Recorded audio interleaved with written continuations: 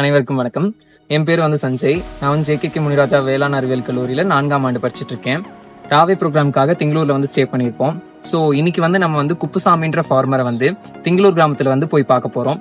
அவர் red bomb வீவல்னு சொல்லக்கூடிய சிவப்பு கூன் வண்டு அதை தடுக்கிறதுக்காக நிறைய வெரைட்டி ஆஃப் டெக்னாலஜிஸ் யூஸ் பண்ணியிருக்காரு.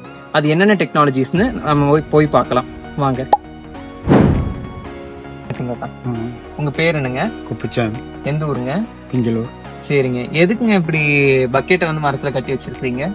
பக்கெட் இந்த சிவப்பு கூன் வண்டு சரிங்க பிடிக்கிறக்கோசரம் அதுல ஆமணக்கு புண்ணாக்கு சரிங்க சர்க்கரை சரிங்க கலந்து வச்சிருக்கிறோம். சரிங்க தாத்தா. ரெண்டை மட்டும் கலந்து வச்சுட்டா போதுங்களா? தண்ணி எதுவும் தண்ணி ஊற்றணும். எவ்வளவு ஊத்தணும்? 4 லிட்டர் தண்ணிக்கு 1 கிலோ ஆமணக்கு புண்ணாக்கு சரிங்க 1 கிலோ சர்க்கரை சரிங்க நாட்டு சர்க்கரை சரிங்க கலந்து 2 லிட்டர் ஊற்றி வச்சிருக்கோம். ஓ, மரத்துக்கு ஒரு ஏக்கருக்குன்னா 1 வச்சா போதுங்களா இல்ல 2 3? 1 ஏக்கருக்கு 2 பக்கம் வச்சிருக்கோம். 2 பக்கம் வச்சா போதும். இது நல்லா யூஸ்ஃபுல்லா இருக்குங்களா?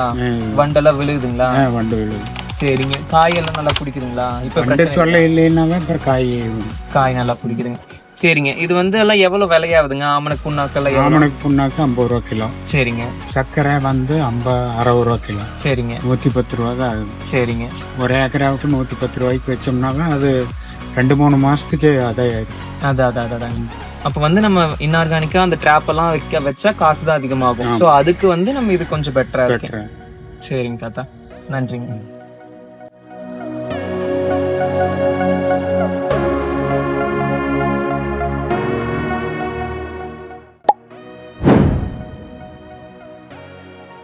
தாத்தா, இது என்ன மருந்துங்க? மோனோக்ரோட்டோபாஸ். சரிங்க. இது எங்க வாங்குனீங்க? இது நல்லாம்பட்டியில் வாங்க. நல்லாம்பட்டியில் உரக்கடையிலங்க? உரக்கடை. சரிங்க. அப்புறம் விலை எவ்வளோங்க? விலை 360 ரூபா. 360 ரூபா.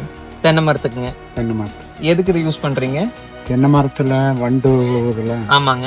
அதுக்கு வண்டு உளுந்த மரத்துக்கு. சரிங்க. அதை குடஞ்சி எடுத்து போட்டு உள்ள புழு இது இருந்ததுன்னா. சரிங்க. இது ஒரு 100 மில்லிக்கு. சரிங்க. 10 லிட்டர் தண்ணியில் கலக்கி சுத்தி மூத்தி. சரிங்க. உள்ளுக்குள்ளேயே மூத்தி விட்டுறது. சரிங்க. அந்த புழு வண்டு இதெல்லாம் செத்து போயிடும். சரிங்க. அப்புறம் இது மூலியமா அதை குடஞ்சி எடுத்து போட்டு உள்ள ஓட்டை இருக்குங்களா? ஆமாங்க. அந்த ஓட்டைக்கு செல்பாஸ் மாத்திரை வச்சு. சரிங்க. அடைச்சி மண்ணை வச்சு அடைச்சிடும். மண்ணை வச்சு அடைச்சிடலாம். ஸோ இது மூலியமா வர வண்டு எல்லாமும் செத்து போயிடுது. செத்து உள்ள இருக்கிறதெல்லாம் செத்து போயிடும். அதாங்க. வர்ற வண்டுகளுக்கு தான் அந்த இது கட்டி. சரிங்க. இப்ப வரக்கு முன்னாடி பண்ண வேண்டிய விஷயம் அது வந்ததுக்கு அப்புறம் பண்ண வேண்டிய விஷயம் இது. சரிங்க தாத்தா.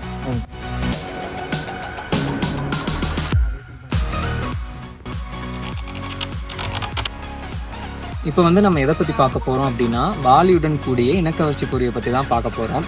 ஸோ இதுதான் இது எதுக்காக யூஸ் பண்றோம் அப்படின்னா, ரெட் பாம் வீவில், அதாவது சிவப்பு கூன் வண்டுக்காக தான் இதை யூஸ் பண்றோம். ஃபர்ஸ்ட் அந்த வண்டை பத்தி பார்க்கலாம். வண்டோடைய புழு பருவம் மண்ணுலையும் வண்டு மரத்துலையும் இருக்கும். ஸோ இது நிறைய ஹோல்ஸ் ட்ரீஸ் ஃபுல்லாவே ஹோலா போட்டிருக்கும்.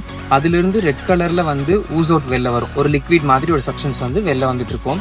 அதுக்கப்புறம் இந்த மரத்துல வண்டு ஏறி புதுசா வரக்கூடிய இலைகள் எல்லாத்துலயுமே ஓட்டை போட்டிருக்கும். ஸோ இதுதான் வண்டை பத்தின டீடைல்ஸ். அதுக்கப்புறம் இந்த வாலியுடன் கூடிய இனக்கவர்ச்சி பொறியை பத்தி பார்க்கலாம். ஃபர்ஸ்ட் இதுதான் கேப்பு, அப்புறம் இது ஹோல்டர், அப்புறம் இது பக்கெட். ஃபர்ஸ்ட் இதுல நம்ம நமக்கு தேவையான லியூரை வச்சுக்கணும். அதுக்கப்புறம் நம்மளுடைய ஃபார்மர் இதுல என்ன வச்சிருக்காரு அப்படின்னா, நல்லா புளிச்ச மோரை வச்சிருக்காரு. சோ லியூரோடைய வாசத்துக்கும் மோருடைய வாசத்துக்கும் எல்லா பூச்சியும், அதாவது ஆண் பூச்சி பெண் பூச்சி ரெண்டுமே இதுல கவர்ந்து இதுல விழுந்துடும். சோ இது மூலியமா நம்ம நிறைய பூச்சி தொல்லையை ஸ்டாப் பண்ண முடியும். எல்லா பூச்சியும் நம்மளால டெஸ்ட்ராய் பண்ண முடியும். அதுக்கப்புறம் மகசூலையும் நம்மளால அதிகப்படுத்த முடியும். அதுக்கப்புறம் 1 ஏக்கருக்கு 1-2 அப்படிங்கறத யூஸ் பண்ணணும். அதுக்கப்புறம் நம்ம ஃபீல்டுல நடுவுலயும் வைக்கலாம், இல்ல கார்னர்லயும் வைக்கலாம். கார்னர்ல வைக்கிறாங்க அப்படின்னா ஒரு 30 அடி தள்ளி வச்சுக்கணும். அதுக்கப்புறம் ஒரு பக்கெட் இங்க வைக்கிறோம் அப்படின்னா இன்னொரு பக்கெட் இதுக்கு கிராஸா வைக்கணும். அப்பதான் ஏன்னா வண்டு கிராஸா தான் பறக்கும். ஸோ அதனால நம்ம கிராஸா வச்சோம் அப்படின்னா எல்லா வண்டும் போயிட்டு அதுல விழுந்துரும். Thank you.